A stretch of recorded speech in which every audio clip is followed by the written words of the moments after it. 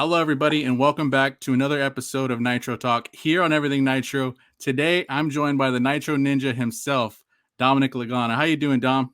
Real good. How you doing? Great, man. I'm over here in sunny Southern California, and you're in rainy Indianapolis, Indiana, getting set for Vegas. Am I right? Yes, sir. Yep, we're headed out west tomorrow for the last two races of the season. So it'll be a good one. It's gonna be a lot of pressure and a lot of stuff on the line, a lot of high stakes, but we're ready for it. We'll see what happens.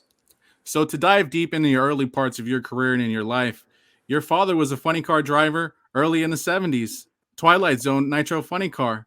Uh, what was it like growing up in a household around racing and your father being the man that he was? I mean, it's nothing more that a little kid, a gearhead, could want in his life. You know, that was our getaways as a family. Even me and Bob have two sisters.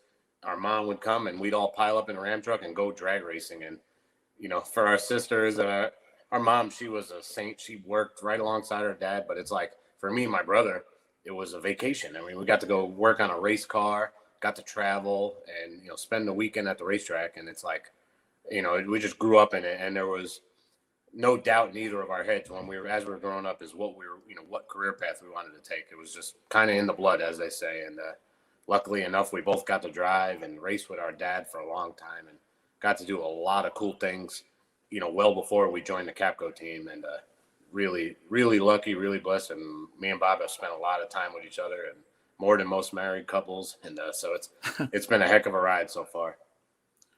Was your mom and your sister at the time really skeptical about you guys being so involved in your dad's racing operation due to the safety and seeing what your father had gone through and other drivers at that time?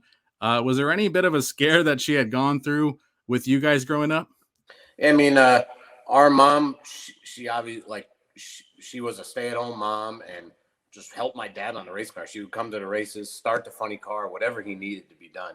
And obviously, she knew the dangers of it, and she kind of knew in the back of our heads as me and Bob got older that we were probably going to follow in our dad's footsteps and drive the race car. And she was definitely, when my brother first started driving, and obviously he had his accident. She was still alive when he had his accident in Rochester, New York, and it was definitely she was worried about her kids, doing a high horsepower, high speed, thing for a living.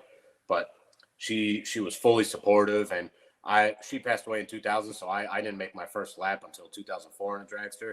But I know she knew that I eventually would do it, and I know if she was still alive, she would have 100% had my back, following in the dream of driving a dragster and funny car. But and then our sisters, one lives in New York City, one lives upstate New York, and they've taken on a little bit of the normal life, I guess you could say. But they too, they grew up at the racetrack, and they were always supportive of us. And our dad, when our town would have parades, like for Memorial Day or Labor Day, he would load the dragster or funny car up on the ramp truck and drive it through the town parade. It was 3-4 miles long. And, when we were kids, we were all hanging off the ramp truck, handing out American flags, handing out pictures of the car. And so our sisters, they I guess didn't understand drag racing like me and Bob did, but they love drag racing, and, they know it's a huge part of our lives, and they enjoyed it when they were kids. Because like I said, when you go to elementary school, our parents, each one of us, there's 4 of us, each one of us, they brought in the race car as a display for elementary school.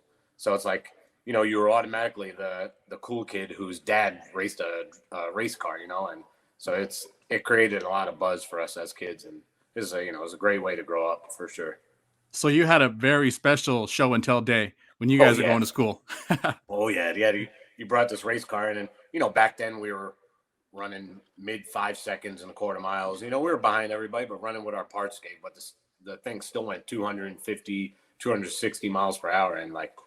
And you brought this race car in, and, kids are just stunned by it. And then the next day you go back to school, and you all of a sudden had a whole group of kids who wanted to be your friend now because your dad did something cool, But it was definitely a special way to grow up. And, I love traveling, and I don't know, maybe it's because of that. It's in my blood, but we've got to do a lot of cool things simply because our mom and dad chased their dream of drag racing. What were some of your responsibilities on that Twilight Zone funny car back in the day? I happen to believe, were you about 5, 10, 12 years old when you finally got your hands on that thing? I mean, I swear, and you don't really remember stuff till you're 4 years old, pretty much 5 years old. I have several people tell me stories of Epping, New Hampshire, or Englishtown or Reading, where I was 2-3 months old, getting bit by mosquitoes in the sleeper of the ramp truck, and so I'm sure I know I can definitely remember being 4, 5, 6 years old, cleaning oil pans, taking off valve covers, stupid stuff like that. And I'm sure before that I was getting dirty, just waxing the rims. Our dad, he loved to paint all of his cars, and they didn't perform the best, but they had to have a good paint job, and stuff had to be clean, it had to be polished. So we were always polishing the paint, polishing the wheels, and that's the kind of stuff I grew up doing. And it turned into, it's like, all right, my dad's like, oh, you're old enough to start working, so you could start doing the bottom end or bolting the head on or whatever. Like literally the first time I did bottom end, I was 13 years old, and Wow. but it's awesome, man. It's my passion, my brother's passion, and we're lucky enough to have a lot of support around us. But look, and now joining the Torrence team, it's pretty amazing what we've accomplished. So we're very blessed. Yeah, your father, Bobby Sr., is a guy who's known for doing the absolute most with the absolute less. Yep. And that's amazing because there's stints of, we've seen Jim Dunn do that in his career. Frank Pedregon Sr. is known for that, but your dad as well. He did that in the funny car ranks, where at that time, the Nitro funny cars were it. And you guys ran IHRA for a number of years. You ran some NHRA national events. How close were you and your brother at the time? I'd imagine extremely close, but was there always a built-in rivalry between you two as you were growing up and he had about 5-6 years on you? No, I mean, there was maybe a little bit of like, not bossing around, but like, he was the bigger brother, I was the little brother. And, of course I want to, like, he started driving a race car, and that even gave me more inspiration to want to drive, because you look up to your older brother, you know what I mean? That's right. And, because we're together so much, we've always butted heads and had ideas about racing, but it's like I said, we literally spend way more time together than most married couples in our lives. But there's definitely not necessarily a rivalry, but like, look, as I was a kid, I was looking up to my brother and like, I want to drive the race car. I want to travel across the country and this and that. So it's definitely more of a, and not a jealousy thing, just like a idolizing thing. Like I idolized my dad for what he did. I idolized my brother when I was growing up. And your father moved into Top Fuel in 1991. Was that a surprise to you, or was that something you always wanted to see your dad do? You and your brother step into another category? I mean, we grew up funny car guys. Obviously, our dad had one of the first fuel funny car floppers, and it was in, I think, 92 or 93. IHRA had and the funny car guys, because IHRA was IHRA, but it had a Top Fuel class, funny car class, Mountain Motor Pro Stock, and the funny car guys in IHRA had some kind of blowout, which our dad was a funny car guy, and I think it was the 93 season, IHRA defunct the funny car class. They were like, all right, you guys don't agree with us, and it's done. Nobody ever saw that coming. Yeah. So my dad was a match racer, and he would match race to pay the bills a little bit, because he had an automotive shop and drag race, and that's it. So it's like, all right, he came back one day to the house, I remember, and he said, IHRA got rid of funny cars, we're gonna get a dragster, we got to go pick it up. He bought an old alcohol dragster and turned it into Top Fuel car. And I just remember being a kid like, Dad, how the heck is this thing gonna fit on the ramp truck? And don't worry about it, I got it taken care of, just come with me, let's go pick this car up, man. Typical dad. He made the rafters on the top of the sleeper and put the Top Fuel car on there, and that's how that started. And then we had the funny car until 1994. He broke a crank in Englishtown against Force first round and burned it to the ground, and that was the end of the funny car days for us, and we just focused on Top Fuel. But then, which honestly, looking back at it and way understanding way more than when I was 5 years old, the cost of everything, like that might have been the thing that saved our drag racing career as the Twilight Zone team or the Nitro Ninja team, because funny car costs just went so crazy, the bodies, all that kind of stuff. And I'm not saying dragster racing is cheap either, because it's definitely not cheap, but that could have, everything happened for a reason, and maybe that funny car fire did happen for a reason, so we would get more involved in Top Fuel. So it's, it's just weird how things work out. But for you watching and being a part of your dad's operation for so many years, did he ever really talk about retirement all that much, or was he just in it till he couldn't do it anymore? Yeah, he would be me and Bob are fortunately very close friends with the Greek and been for a long time. And I always figured, unless my dad unfortunately passed away from some life wise, he was in it for the long haul. It didn't matter.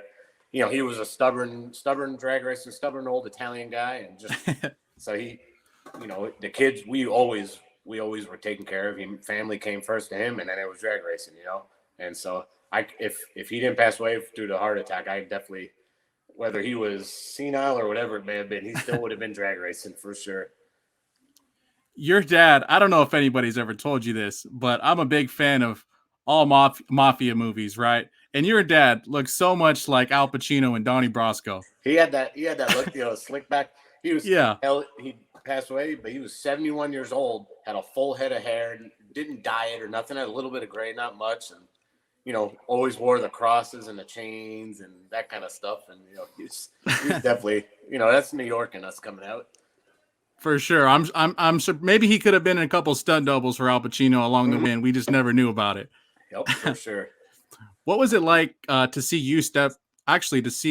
your brother step into that car in 98? I believe it was the first time he had stepped behind the wheel of that car. Am I right?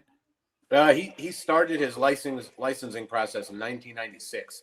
We lived in New York. Our shop was there, so we would go to Englishtown on the Wednesday nights or whatever. And because we didn't have a big budget and had no parts, it was just kind of like, all right, Bob, you can make a lap here, and and then a few months later, we could maybe drum up and make a lap.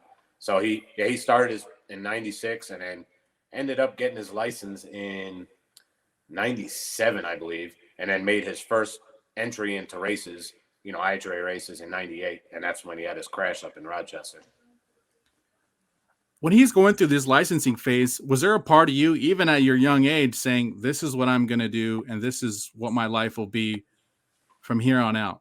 Yeah, for sure. I mean, obviously, as a family and as a team, even before my brother started, because we understood what my dad was doing, like our goal was to possibly one day be a sponsored car and maybe contend for a championship. But, our dad taught us that, hey, that should be a goal, but it's not that it's probably not going to happen, but it probably isn't going to happen. So you need to enjoy racing for the mechanic side, the personnel side, and your family and friends side of it. And then, if we happen to get sponsored one day and get to race for championships and trophies, then, so be it. But, so obviously seeing my brother do it, I was like, man, I want to chase my dad's dream, and now I want to chase my brother's dream. And, because we were both so involved in it together, we were chasing our dream, not just one of ours, So it was a no-brainer for sure that I was definitely going to license and drive that thing one day. What was it like experiencing that accident with your brother on board and just the style it happened? The car goes all the way down, and I believe it snapped in half at the front, and that was it. I mean, that's pretty scary when you're standing on the starting line. Yeah, it was very scary. I saw my dad when he first licensed in the Top Fuel car. When he built it, he had a wing tree failure and at 93 and hit the wall. I saw that firsthand, but he was all right. We repaired the car. Then he had the fire in 94 in the funny car. I saw that firsthand. He was all right. And then when Bob's wreck happened, it was crazy. Like the car launched, it was the first qualifier in Rochester, and it smoked the tires at 100, 200 feet or whatever. And so, we just all turned away. And back then at that track, you had to drive down the track with the tow vehicle to get the car. So we all went to get in the tow vehicle. And then next thing we know, we look up when we're driving and we're like, what the heck? The car ran like a 570 or 590 and it smoked the tires. And I remember thinking to myself, like, and I was 14 or 13 at the time. I'm like, why the heck did Bob pedal it? That was weird. And then the officials ran over to us and they said, you guys got to get down there now. There's big problems. That's all they said. So we hauled ass down the track, and I just, you're getting to the turnoff, and you see, I believe he was running Dave Beineman was the guy's name, driver, and you see Beineman's car, and then it's like, where's Bob? And all the officials just pointed towards the sand trap. And then it was just like, from there on, it was like, Jesus, what? So we pulled up to the sand trap and had to get out of my Uncle Alfie's van, and we ran through the woods. And it was like I've called it before. It looked like you were stumbling upon an airplane wreckage. Like, wow. There was a piece of the chassis. There was a body panel. There was a front wheel. And as we went a quarter mile in the woods and went over this little mound, and then we saw the rear wing sticking up first because where the car landed, and it was just Wow. like, I remember seeing that, and like me, my dad, my uncle, and our guys, like, there's no way anybody survived this. And my dad was yelling, Bobby, are you all right? And then we heard Bobby yell back at us, and it was like, you're like, holy crap, he made it. And then, obviously then it was saw the damage to his hand and his ankle, and he was banged up bad. But it was 100% like stumbling upon an airplane wreckage.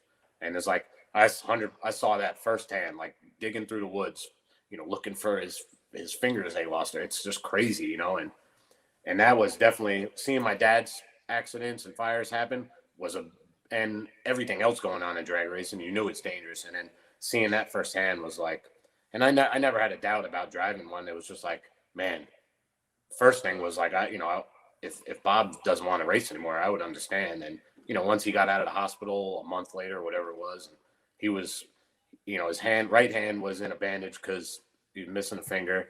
His left ankle was bandaged because he broke it. His right foot was bandaged because they took a toe from it. And like, so he's went from, and which is eerily similar to what I went through, but like he went from traveling, racing to your couch ridden, and that's very tough to do.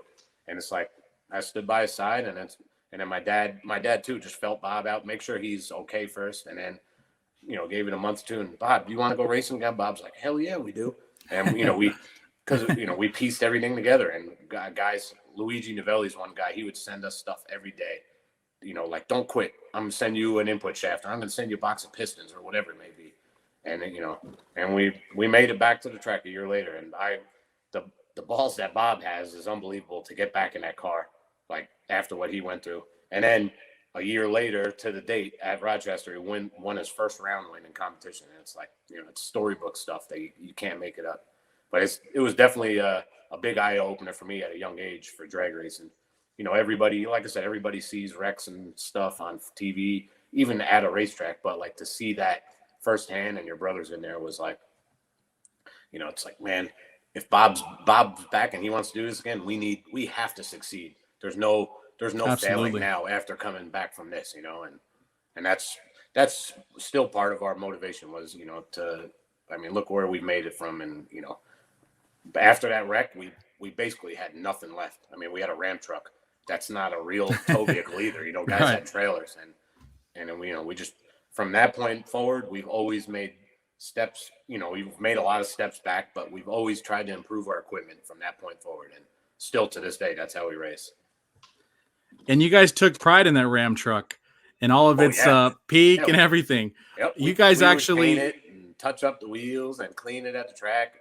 The tents that would come off of it got bigger through the years because it was more workspace, and mounted a vise on the back. It had a generator, like it upgraded because that's our dad always said, you don't race rigs on the track. And obviously to the point that we race at now with the Torrences and everybody else does, you have to have two 18-wheelers, and you have such a huge amount of equipment. But the Ram truck got it done. The Ram truck definitely got us to the point where we are at now, racing with the Torrences. It 100% wouldn't do it without the Ram truck. And I believe it was a goal of yours, you and your families, to run under 5 seconds at 300 miles per hour with that Ram truck in the pits. So how did that feel like to accomplish that and to get back to the pits and say, wow, we did it? Like you said, they don't show the pit area on TV. They're not showing performance, what comes out of the trailer. It's about what you leave on the track.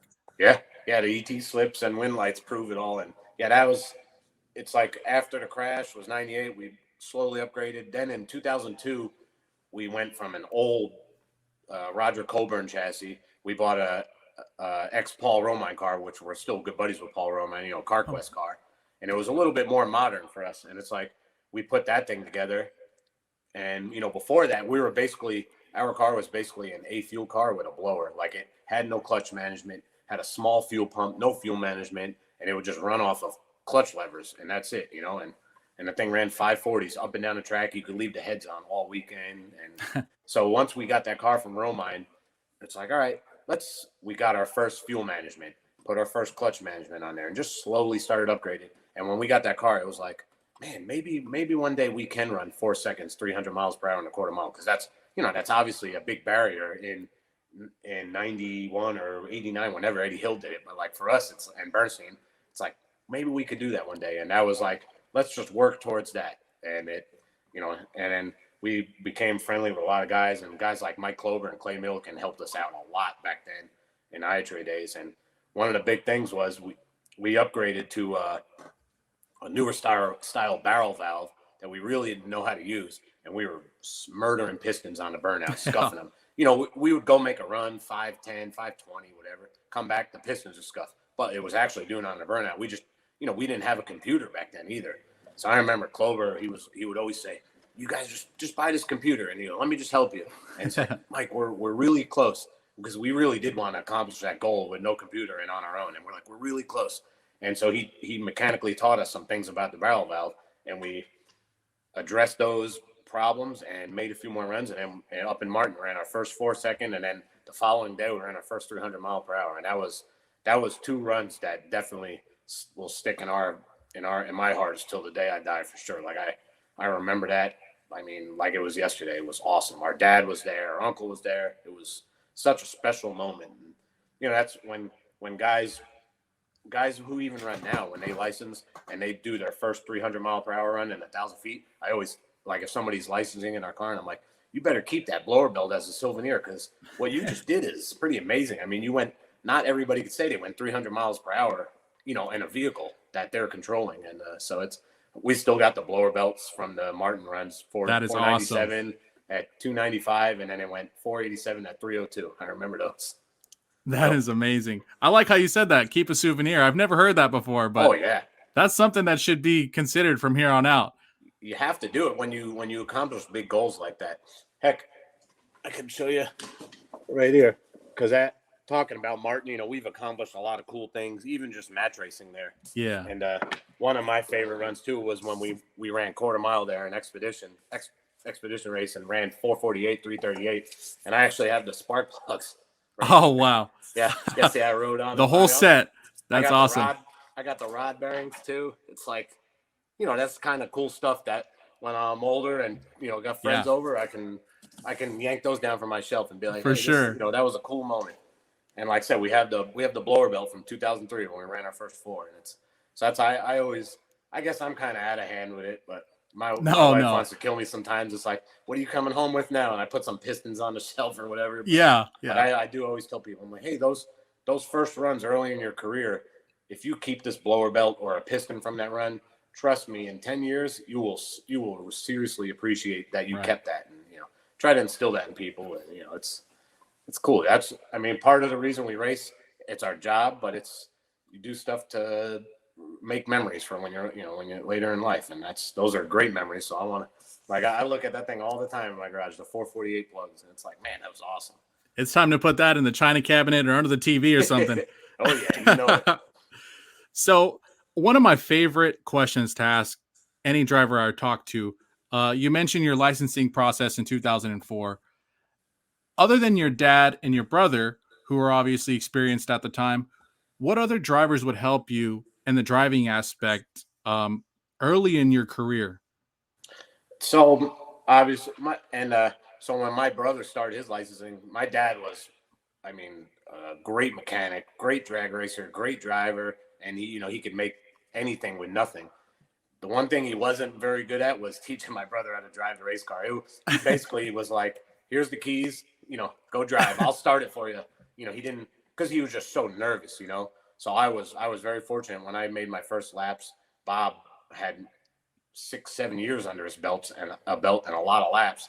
And he was, he wanted to get good at it, and he went quicker than my dad did, faster. So Bob was really able to teach me, like, hey, this is what you need to do. This is what you got not do. And watching all those runs for all those years definitely helped too. And then once I started making more license laps, as I said, Clay and Klober would help us a lot. Clay helped me a lot, in my early stages of driving, just like, because Clay's, he's close to, obviously there's a lot of guys out there, but he's made tons of laps and driven. When you count the match races, IHRA track, an 8th mile track, whatever it may be. So Clay gave me a lot of advice also, Bob did. And then as you get along, you become more friendly with people, and, everybody's open ears out here, wanting to help new drivers. And So I definitely always would pick a lot of people's brains, and a lot of it driving, you can't teach it. You can't tell them. You just have to experience it. You know, a lot of it for sure. It's not like there's no real simulator like Right. the Right. circle track simulators. The guys swear by them. I've never used one, but they look badass, and Yeah. they're so real. Like you know, we obviously have drag racing video games, but they're because the acceleration is so quick, and then you know if something goes wrong, you have a quarter or a half second to lift off the gas, or it's going to blow up. You know that stuff you just have to get with experience. So for sure, just making heck, you know, even when I would run a couple years ago before my accident, like every run you learn something new. It was insane, you know, and so that's why I try that when people are even driving now. I try and help them out. You know, I got a lot of knowledge in there from driving and all these years, and you know, I've done the sketchy match race tracks or this or that, you know. So you get to it's fun to help people and then watch them go and perform. You know, like we've had Trip Tatum license in our car, Ashley Sanford, Noah Stutz, and you know those are guys that never drove a Top Fuel car till they drove ours, and it's guys and girls, and it's like to see their reaction when you teach them something and then they go make a full run and they're like, man, you weren't lying. I'm like, yeah, and you know that's cool. And it's a little bit gratifying to pass on the knowledge. You know what I mean? Exactly. And you're actually not a guy who is known for roughing anybody's feathers or doing anything crazy. But did you ever line up against anybody that say you couldn't stand in that other lane, or guys that you really didn't care all that much for? No, I mean, you have the teams that and you know even now you have the teams you want to be more, but I'm blessed and I got so many friends out here and get along with everybody so great. And it was like, and that was the one thing when I would drive, it's like, man, I got so much to worry about in this lane. I can't, you know, you literally, when you think about the other car, you do worse. You know, I had my procedure down and like, I would just try and stage shallow because I'm a mechanic guy and I want the thing to have the best ET it can and try and drive the thing straight. And then the hard thing is lifting when it's got a hole out or it's, you know, spinning down in the end or whatever it may be. And the more you worry about that kind of stuff, you actually are more prone to make mistakes. Like I've had runs where the thing put a hole out at half track and then another one. And next thing I know it, the finish line's up and I lift and it kicked all the rods out or something. And it's like, I was just so worried about, you know, trying to feel these things go wrong when you need to just let your natural capabilities kick in and abilities, you know, and that's so, and that all that does, that comes with laps. It's making laps in the car. So, but yeah, just driving. And then the one thing I will say, and we always, when people would drive our car, our dad, when we were growing up, when Bob started driving and I started driving, he always said, listen, I'm going to tell you one thing. You're out here as a part-time driver in a part-time car. These guys are out here running for a championship. They put a lot of money and effort into this. You do not screw with any of these guys. When you drive, you make sure you stage first. Don't hang them out. Don't mess with these guys because they're out here for a championship. And our dad always told us that. I mean, I literally, when I drove, and my dad and my brother were obviously behind me, I literally had in the back of my head, man, if I like make a mistake and hang this guy out, they're gonna beat the crap out of me. Like, and that was the respect we had for racers. You know what I mean? And that's how Bob drove. That's how I did. And I would always picture my dad's head like, man, you know, should I make this guy stay? No. I'm looking at the bulbs and I'm like, I see my dad's head there, like giving me the fist. And so that's the way we grew up. It's like, you know, you should be honored to be out here racing with these guys. Because I mean, when we were still on the Ram truck, Coletta's was out there, Force was out there with funny cars, but there were so many big teams out there, and it was just Bernstein. It was just an awe to watch all these guys race. And so then when you get the lineup alongside of them, it's like, all right, let's just not screw these guys up.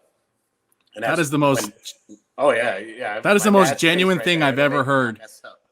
That is awesome. When guys would drive our car and rent it or license it, I always told them, I'm like, hey, you know, just this is my rule, my brother's rule. Like, don't be up there playing games or anything. Just drive. There's enough to worry about driving this car, and just worry about that. And so that's how me and Bob grew up. That is literally the coolest thing I've ever heard, and probably some of the best advice anybody could ever give a part-time driver, even somebody in a rookie year, kind of getting in that rhythm of things. But to fast forward to 2010, you make it all the way to the final round at the Vegas Fall Race against Tony Schumacher. Before we get into that final round, I mean, Vegas, right? Big track. I mean, that's all the lights, all the dollars, all the cents. And you're able to go round for round, and your brother's there on the line with you. You're doing it in your family owned car. What did that mean to you to get to that final round with your dad there and the presence of your whole family? That was 100% one of the career weekends of my career, whether it was driving or working or owning a race car or whatever. It was unbelievable. Funny story, we were at an NHRA race the week before that in Virginia, and they had their 4-car NHRA match race Nitrogen series, and we won the whole year championship in that thing. And then we got our car wrapped for the Big O tires on Monday, and then headed out to Vegas because it's a long drive, or Sunday we left. So we were in our 48-foot trailer and a Kodiak toter home. We're about halfway through Tennessee, and we didn't have no DOT number or nothing, and we got pulled over and got balls busted because no DOT number, and got parked and had to stay in the truck stop till we got a DOT number. And there was literally quite a few times in that 2 or 3 hours that we got pulled over that me and Bob were like, we're only in Tennessee. Our shop was in Ohio. We could go 5 hours north and be home, and we're done.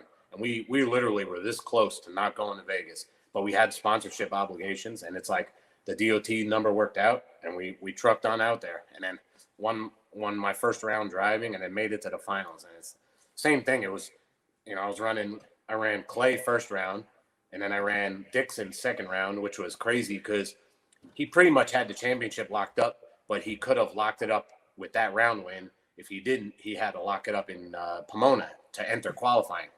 And so I beat Dixon and kind of screwed up him and the Allen Abbey team's celebration because they didn't get to celebrate in Las Vegas. So, and then I ran Antron semis and beat him. And it was just I always did bottom end my car. So I did bottom end 4 times that day and drove the car, and then running Schumacher in the finals. It was, obviously it would have been great to win, but that whole day it was incredible. And like you said, thank God my dad was there. Our great friend Jim Weiner, who passed away in 2011 or 2012. Yeah, 2012. He was IHRA field operator, and he was there on the starting line. There were so many people there that, God rest their souls. A lot of people passed away, and a lot of our family was there. It was just incredible. I have a picture I carried around in my book bag. It's somebody got a picture of the 2 cars staging, me and Schumacher, and the back of the Army car behind it. Mike Green was crew chief, and I think Neil Strasborough was on the team too, and all their crew guys and some of the Schumacher guys. Right. Then you got our lane. It's Bob, my dad, our team, and then probably 75 other people, literally in the water box, standing behind the car because it was the broke guy that made it, that shouldn't have been there and made it to the final, the Cinderella story, and so much support from people. And so I carry that picture with me all the time. I take it out and look at it sometimes, and it's like, man, look at all these people behind there, and they, the cars didn't pass the finish line yet, and they just have that glimmer of hope, maybe he's going to pull this off. Right. But even though we didn't win, it still was a win for us. You can't base it on trophies, and that was career weekend for sure, and something I'll never forget. Exactly. It was definitely hard to beat that U.S. Army Top Fuel Dragster. Oh yeah, they were badass. And like you mentioned, to do it in the presence of so many people that helped you throughout your career, that is a moment. Today, we still root for the underdog. Everybody roots for that Cinderella story. And on that weekend in 2010, that was you guys. You guys actually were able to put together quite a bit of sponsors with your family-owned car. Because there was Merchants Tire, Big O Tires, Tire Kingdom, and Service Central. And that's right. That was all chains of Service Central, but it was all the same sponsors. Yeah, and we had a lot of the success we had was thanks to them too. And they sponsored Johnny Gray's funny car when he drove funny car, that's and right. Then Graham Rahal in the Indy car. And it was for us, we were definitely kind of the guy that didn't belong there. And luckily we didn't have the Ram truck anymore. We had a trailer, but it was a big stepping stone in our careers because we learned the other side of racing where it's like, all right, now you have sponsorship obligations. You got to go to these appearances and stuff. And it was really an awesome experience, and definitely helped get us to where we are today. And in 2013, you ran the fastest pass in IHRA history at the Nitro Jam, at the Northern Nitro Jam, going 330 miles per hour. Was that your first 330 miles per hour run at that time? Yep.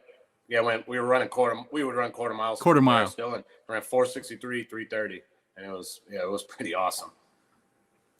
And what's funny, you bring up the quarter mile thing, not to get off topic of that, but so many fans today talk about, man, we miss quarter mile drag racing. It's not the same. You're actually a guy, even recently, you've driven quarter miles. And a lot of, what's funny is a lot of the veteran drivers will say, man, these guys don't have what it takes to go quarter mile anymore. Most of these guys haven't done it. You're a guy that has done it your whole life, match racing back in the IHRA days. Is there that big of a difference from 1,000-foot racing to a quarter mile racing?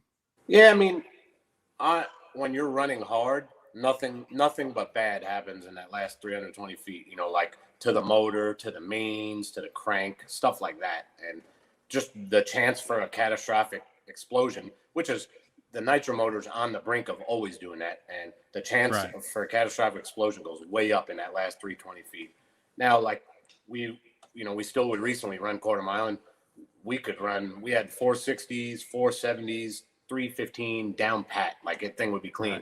But when you step up and try and take those 370 or 380 runs to the quarter mile, stuff can get sketchy, and one little failure, and then obviously you just have more room for slowing down, and whether the tires could take it or not, who knows? But it's just the chance for something bad goes way up. And we kind of did it as like a gimmick. It was like that was our match race was in Martin. We would run there in August and September, and beautiful facility. It's definitely not the longest, but it's such a smooth place, and the track, like you could run, if NHRA went there, you could run 360s all day on that track when it was prepped correctly. And but it was kind of like a gimmick for us. We would go up there, get paid the match race, and run quarter mile. And then so when we went that 330 in 2013, it was like, all right, let's just push the envelope a little more and a little more, because guys go 330 plus in 1,000 feet. Yeah. But that's very hard to do. To run 330 in a quarter mile, as long as you have all the cylinders lit and you're running it decently hard, it's achievable. And that's something that's, people go crazy over that. So we've had a lot of cool, successful runs there, and we've definitely made our sacrifice to the aluminum gods at Martin, trying to do the quarter mile thing. But we don't regret any of it. It was fun. Right. And then for sure, as a driver, it's like, like I said, Martin is not the longest track. It's not short, but it's not that long. It's like I would always in the back of my head, like, all right, you got to be on your game. Parachutes got to be out before you, as you're going through the traps, and on the brakes hard, because just in case of something, you don't want to wreck the equipment. So it was, but honestly, that kind of stuff made me a better driver too, because that's part of driving is slowing down and everything, and it's just, it's like, all right, let's get this thing stopped. And it showed me how to be on time with my parachutes and, just everything. So it was a lot of fun, and definitely the 448, 338 run was pretty awesome. Like we ran, I think we ran 383 at 323 miles per hour on that run, and then carried it to the finish line, to the quarter mile. And it actually put a cylinder out at like 4.3 on that run. So it probably would have ran 340 miles an hour, but whatever. It was right. But it was clean on that run. It was crazy. And I got the plugs there. So it was cool. But yeah, it's definitely, for sure, the chance for a big explosion goes way up in that last 320 feet. What the numbers they're accomplishing now in 1,000 feet is insane. Like, it's crazy. It's not even real. It's like, I don't know how the cars are doing that. It's unbelievable. It's amazing to hear you say that. Coming from a guy who has been around these cars your entire life, you touch them to this day, you're working on them, you're under the car, you're getting greasy, and you're still amazed by the power in these cars and what they can do in 1,000 feet. So that's why we got to give this 1,000-foot racing a little bit of credit, because we're seeing things that we wouldn't believe if you'd have told us this 20 years ago. No way. Exactly. I mean, in the early, late 2000s, a top fuel car, if it went 280 miles an hour to half track, that was getting it.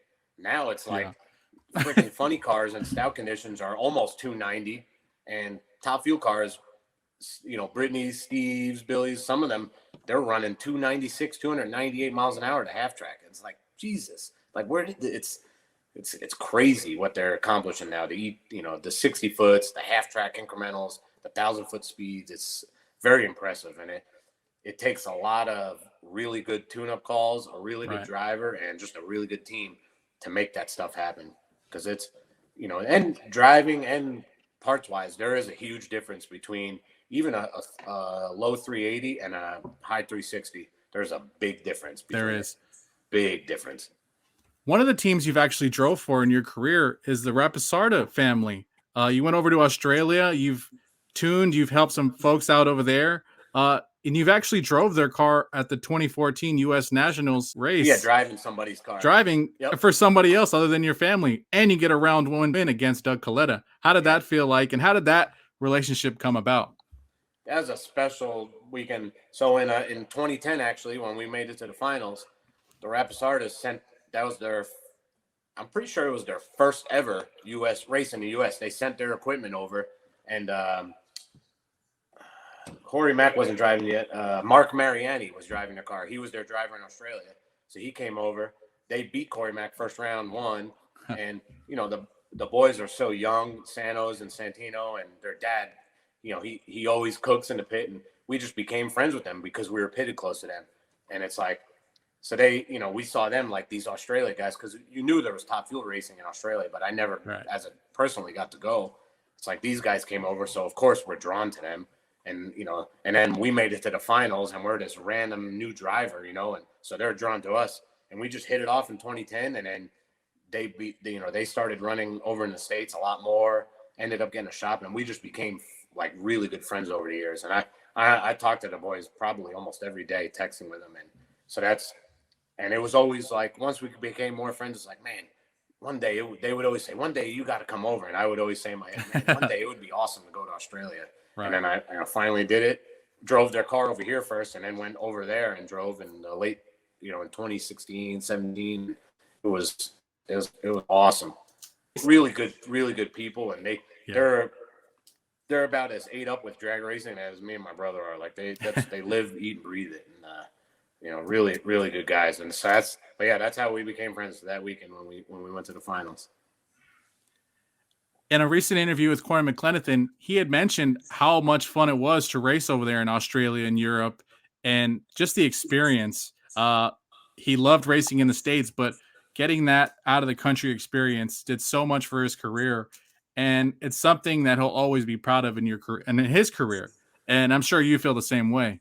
Yeah, it's like I got to go to Australia and drive one of their cars and work. And then I got to go to New Zealand, help a guy by the name of Tony Marsh, who was just match racing. He there was only 2 Top Fuel cars there, and nobody had ever run 4 seconds or 300 miles per hour in the country of New Zealand.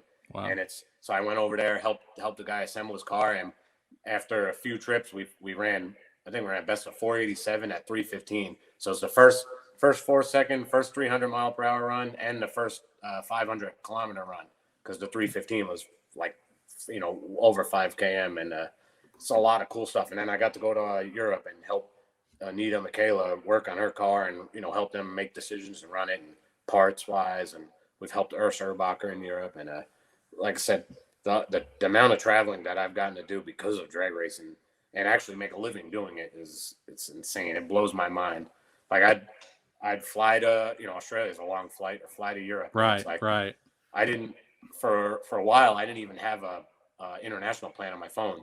So I tell my wife that, like, I'm going there. As soon as I get Wi-Fi, I get it in the airport. I message her, hey, I landed safely. And then sometimes she wouldn't hear from me for another 4 or 5 hours, because I'd have to drive to the racetrack and have to bug on somebody's Wi-Fi, and and then finally I figured out how to do the international calling thing. But it's like, yes, I'd land in this country, not really have a phone and don't know anybody. And it's like, all right, there's my cab. They'd arrange for a cab to pick me up or whatever, and just drive to the racetrack or drive to the shop. It's just a crazy thing. And like, I did enough travel where it's like, man, sometimes I get off the plane, get my passport out, and I'm like, where the hell am I? What country am I? Just so shot from traveling, Right. But it's experiences that I would never trade in, and got to do some really cool stuff in drag racing, and just as a human, as a traveler, got to see some really cool things. You know, I got to do some sightseeing when I was in Australia and stuff, and very, definitely memories that I'll take with me forever. And in your career, you've also drove for Scott Palmer in 2017 on about a 6 to 10 race deal. And what was that about? I mean, we know how close you and the Palmer family are. So that was Scott's sponsor and my car. We were teaming up sponsor wise, and that we had the same cars. So it was still our family car, the Nitro Ninja. Oh, okay. But, yeah, us and Scott had the same schemes on their cars. You know, and we try and make the stickers perfectly identical. You know, so they were we called them twinjas instead of ninjas. They were twinjas. Twinjas. So, yeah, and we've been really good friends with Scott for forever. You know, we've both scraped by and made it through, through the dust and the dirt and got to where we are. And, Scott's got a badass car now, and it's cool to see him out there still. And he's definitely as messed up as us in the head, just ate up with drag racing and loves it.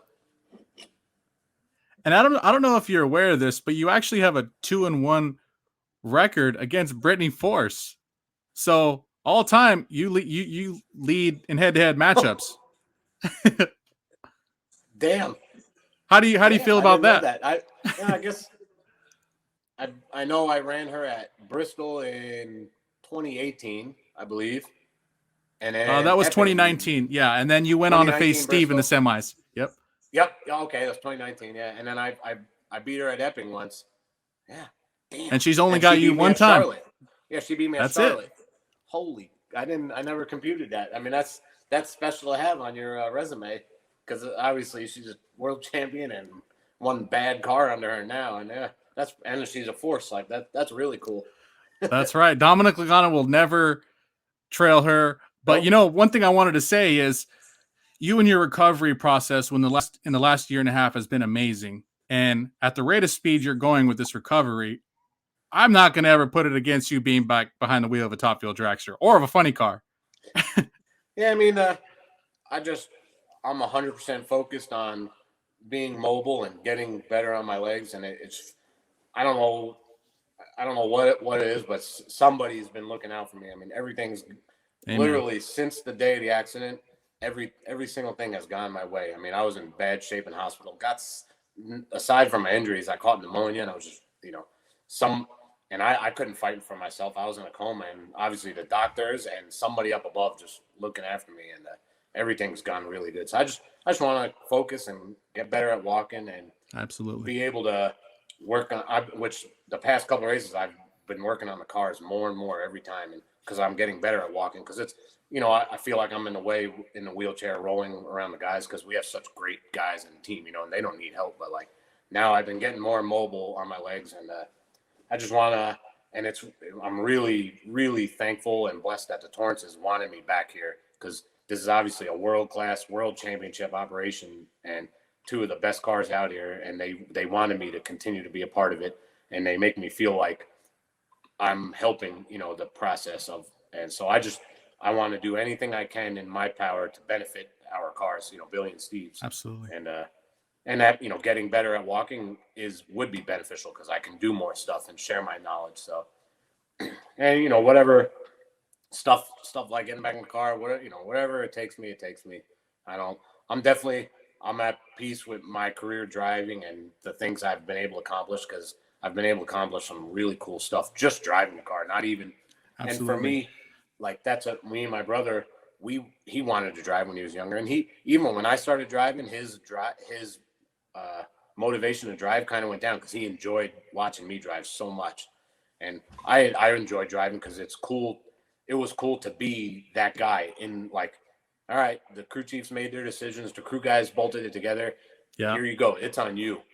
Go cut a good light. Go drive it straight down the track, and like, even though that's honestly a lot on your plate. It's a lot of pressure, and it sometimes can make your stomach turn inside out. But I enjoyed that pressure of, and even like match races, like running at Martin.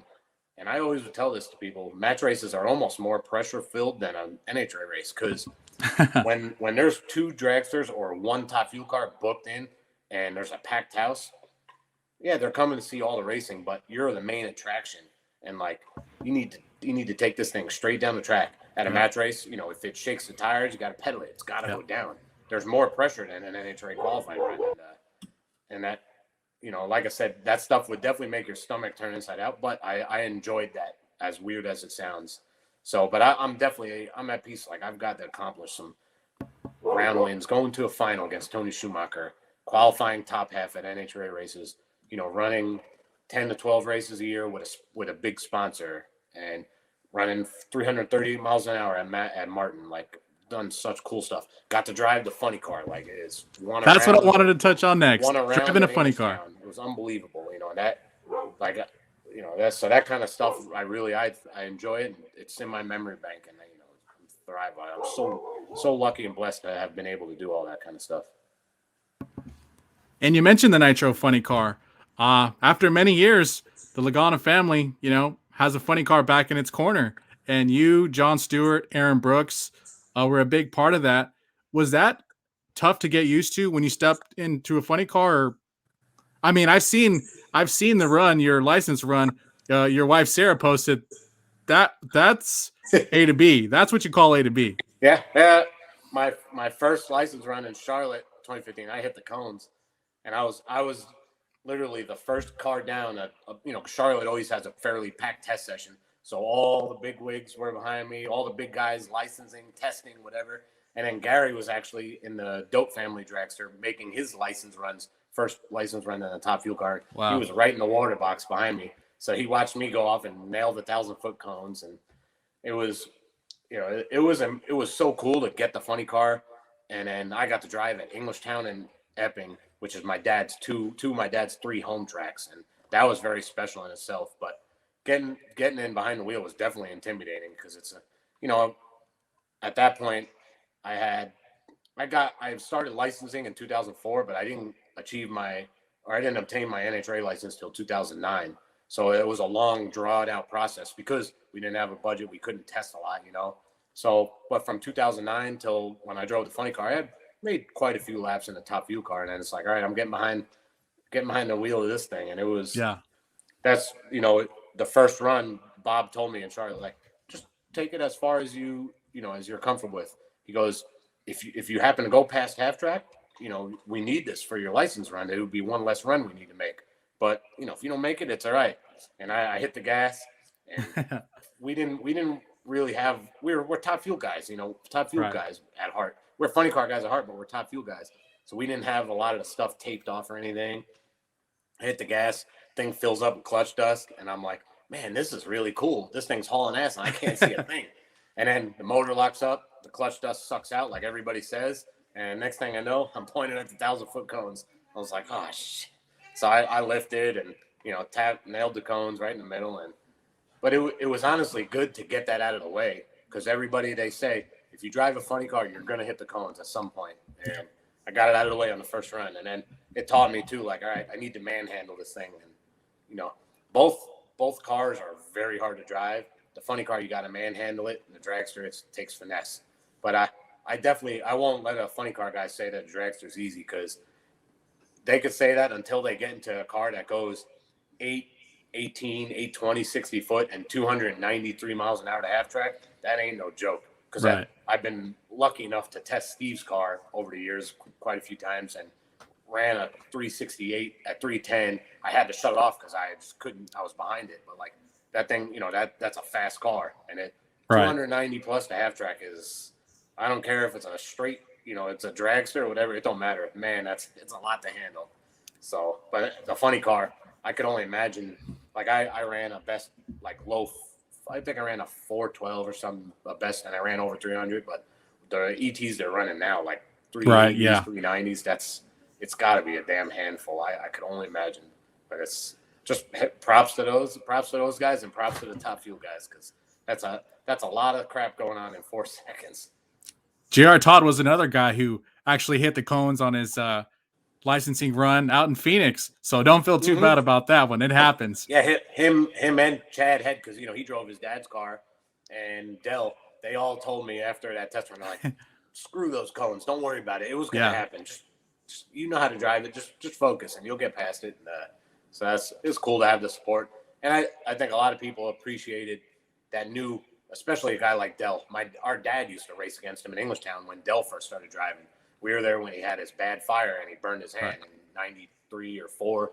And so for him to see, me go from a dragster guy to drive a funny car, it was cool. And it was cool for all those guys to come up and, I was watching you run. I'm like, man, that's pretty cool that Dell's watching it run, That's awesome. What was it like driving the Champ's car? This is a car that you've been around, your family's been a part of. Was there any nerves stepping into Steve's car and thinking, Big wow, time. man, you're giving me the keys to the Rolls Royce here? Big time.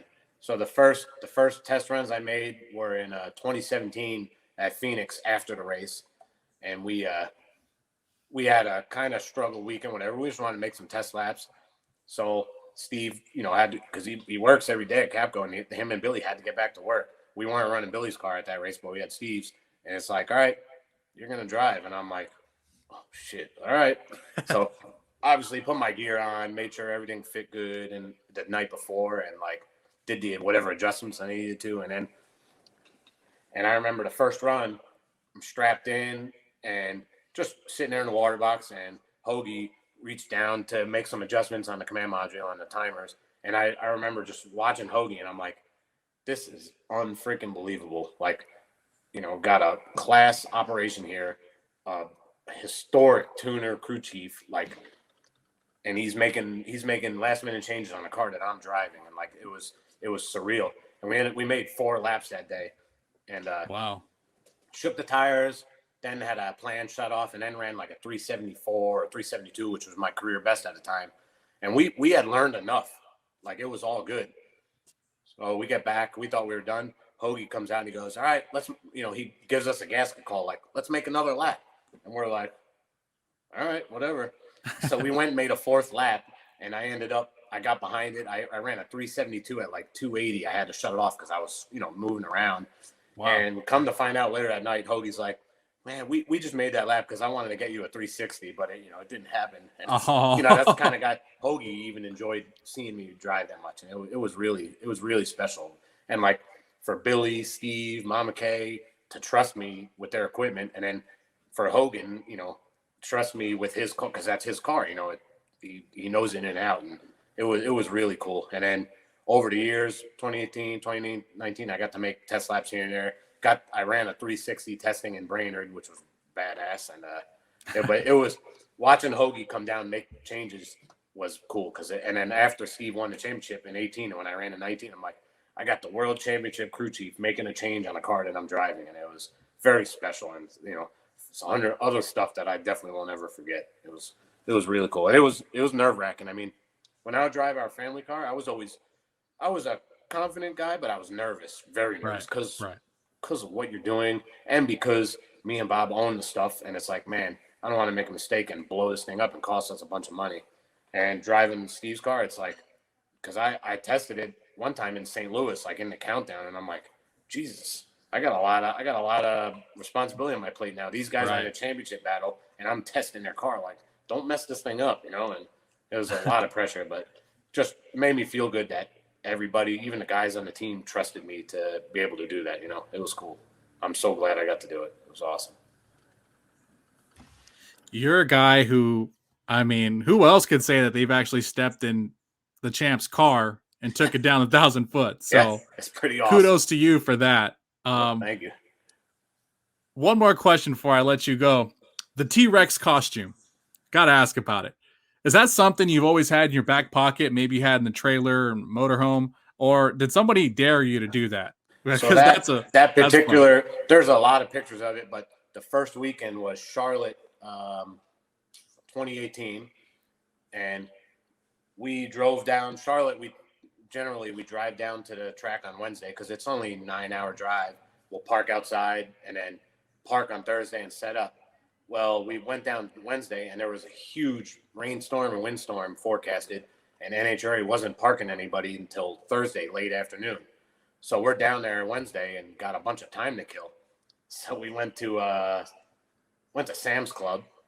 It was Sam's Club or Costco, one or the other, and just went on we always go to Walmart to buy supplies for the pit, food and stuff. And so I went to Sam's Club just to kind of kill time. And I saw that T-Rex costume, and I'm like, shit, this thing's awesome. I'm gonna buy it. So I bought it, put it on right outside the store, and was running around the parking lot. And then when we won the race, we had won the race with Steve's car that weekend, and I put it on. I went back to the pit when they were taking pictures and put it on and rode up in the moped and, like, you know, got a great laugh out of everybody. And then when we won the championship, our first championship with Steve in 2018 at Pomona, I busted it out then, and then it would sporadically come out here or there. So then, as funny as it is, because everybody kind of knows we have speakers in our pit and we blast music. I'm sure some people probably hate us for it, and we kind of get obnoxious with it sometimes, I guess. But it's good motivation, and everybody stays focused. You know, everybody gets their jobs done. Well, that weekend, that was the first big speaker we ever bought. So we bought a big speaker from Sam's Club and put it in the pit too, and that's where the speakers came from that same weekend as the T-Rex costume. But I still have the costume. I carry it around the trailer in case one of the guys wants to wear it or whatever. But it's pretty cool. We need to see Steve with it on. Yeah, when he clinches this championship. Into it. Yeah, I remember that weekend at Charlotte. Caps had won, and Tobler and, you know, God rest his soul, Hop Sing were his crew chiefs, sister crew chiefs, and they were taking pictures too. And I just rode by them on the moped with the friggin' T-Rex costume, and it's like, you know, they were all just rolling, laughing, dying, laughing. And then, yeah, it was, you know, so many people knew me by that costume. It's pretty cool. If they didn't know who you were, they knew by then. I mean, Don Lagana was rolling around. I'm a jokester, and That's right. you know, I'd like to. You got to enjoy how hard we all work, and you got to enjoy it somehow, and got to make light of some situations. And so, you know, a T-Rex was mine, and kind of put people in a lighter mood. And then, especially if you want to race, it's like, you know, the T-Rex is coming out. When we would win, sometimes people would, hey, where's T-Rex? Where's T-Rex? I'm like, all right, I'll go put him on. That became part of your trademark. Yep. That was the Dom Lagana look after 2017. There we go. Well, Dominic, I want to thank you so much for your time, man. Your journey has been inspiring to us all. I loved that retweet, or that Mike the Situation, MTV's Mike the Situation, retweeted a picture of you and your wife, and that was awesome to see. You know, your story. Cool. Yeah, we're obviously East Coast people anyway. We're big. We always watch Jersey Shore growing up, right? And since we've been together, we still watch it, the new episodes, whatever it may be. But he's got his shirts. I'm guilty for it too. They're motivational shirts, and yeah, Sarah got me 4 of them for Christmas. And so when I got my prosthetics, I stood up and made the muscles, and it was cool that he reached out and reached back to us, and it was pretty cool. That was a good. Obviously, my wife knows best, and she got me great gifts. She's the best. And congratulations to you on your new marriage. Thank you. And you and Sarah tying the knots. And those are awesome photos of you guys at the wedding. Beautiful wedding. So let's get Steve. Steve should have actually been wearing that T-Rex suit at your wedding. That would have been another. That would have been pretty good. he stood out a little bit because he had a cowboy hat on and, you know, badass boots. And it's funny. A lot of my dad's old friends and Sarah's stepdad's friends, there was kind of the same group of people, which is ironic that me and Sarah are now married. But like a lot of my dad's friends and her stepdad's friends, they're old school Italian guys, and they were buzzing off Billy and Steve's ears on their cowboy boots. They loved them, and Steve and they were like, "Man, your dad and Sarah's stepdad's friends know a lot about cowboy boots and stuff." And obviously everybody's huge fans of our race team and the Torrence team back in New York, and so seeing Steve and Billy there, they were, and Mama Kay, they were blown away, and they just wanted to, you know, meet them and pick their brains. And it was such a perfect day, though. I couldn't, like I said, again, ever since the accident, everything has literally gone our way, and the wedding was great, and Sarah had a perfect, beautiful day, and she deserves it. And that's awesome. All I was worried about. I was able to walk up to the altar, which is, if you told me that a year ago when I woke up, there's no way I would have thought that, you know. And just a blessing for sure. That's all you can chalk it up to.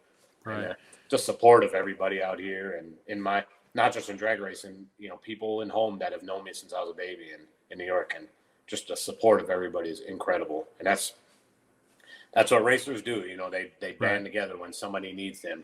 And you know, and like unfortunately what happened yesterday with Dylan, Jim Head's guy, and you know, we band together, and everybody's there for them, and there for his family and Head.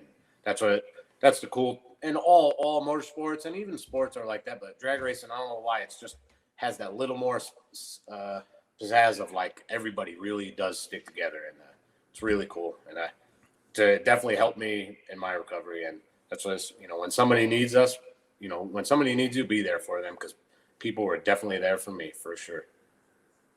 Absolutely. And like you mentioned, the NHRA community, heck, us as fans, we have access to these pits. We get to talk to you guys, to take pictures, and we're not in garage areas. You guys aren't in garage areas separated by any means. You guys are in one parking lot having a great time. Yeah. So that's where this tie of genuineness and care comes from, on the fan side and on the teams and drivers side of it. But there's definitely nothing more motivating than going from the semifinals to the final round, turning the car around, and you got a huge ass group of people at the ropes and just cheering, because everybody's fans of whatever car it may be, and whatever car they're a fan of, if it's in the final, they're cheering you on. And definitely, whether you're in a trailer or on the car working, whatever you're doing, you hear the people, and whether they think you don't see them, you see them there, and it's motivating enough. Like, man, we have a lot of supporters out here of our race team because they want us to win, and it's really cool. And I love fans of drag racing, because I love drag racing. Yeah. I'm a fan of it, and so it's cool to see people that enjoy the mechanics of it, or whatever. It's like a football team or a baseball team, and they're fans of your drag race team. Right. It's pretty special. Well, God bless you, Dom, and your family, your new marriage. You guys have been together for quite some time now. So behind every great man is an amazing woman. She's amazing. That was the hardest thing, was waking up and knowing when I gripped what date it was in the hospital, and knowing that we missed the wedding. And I told her, and it's like I said, again, crazy that I was able to walk up. I told her last October, or even the end of September, I don't know when it exactly was, but I'm like, Sarah, I was like, as soon as let's see how prosthetics, where it takes us, and if I can walk. And I said, I would like to walk down the aisle, and if it doesn't happen, then I will marry you 100%. And then look, a year later, I walked there. It's like, how the heck does that even happen? I'm so blessed and so lucky, and just thank God every day for everything that I've got. It's pretty awesome. In all of our prayers around the NHRA community, the motorsports community, were heard. Luckily, I'm here talking with you today about your great journey in drag racing. You've had an amazing career on and off the racetrack. You've influenced so many people in this world we live in. I just want to thank you, Dom, for your time. I look forward to watching you guys in Vegas and Pomona. I'll be there, so awesome. I'll be rooting for the Capco boys. Yep, and it's gonna be a nail biter, that's for sure. For sure, nothing's a given, but so far so good. It looks good. So, we just keep doing what we've been doing all year, and but either way, it's exciting to be in the position that we're in, and whatever the outcome is that's in the books, and it's gonna happen. But yeah, it's just very special to be in this position, and that's why we enjoy it every time we go out, every run. That's why when we win, we get so fired up, because you never know when your last win's gonna be, and because they're so hard to come by. So you definitely enjoy them. Get out the air horn and honk that thing away. You can hear that thing from the parking lot, from the freeway. Yep, so it's kind of, I don't know, like we like loud music, we like loud air horns. That thing started out at the shop, kind of screwing with each other, plugging it into air compressor. And then we brought it out to the races and won the first time we brought it out, and it's like, all right, this thing needs a stick. So it's cool, but you gotta enjoy it for more than just the win lights and the trophies, and we enjoy the camaraderie, and we're lucky enough that the Torrances have allowed this team to be. It is a family team, and everybody's family and friends here, and we get to, we're lucky that they are very successful in drag racing. They love it, and that's their passion, and and we all get to enjoy it together. I love racing with them. I love racing with my brother. I love all the guys on the team. It's a very special deal that we've gotten. Just happy to be a part of it. And for all the race fans, thank you for tuning in today. Thank you, Dom, so much. And good luck to the Capco boys this weekend. We'll see you next episode. Yes, sir. Thank you very much.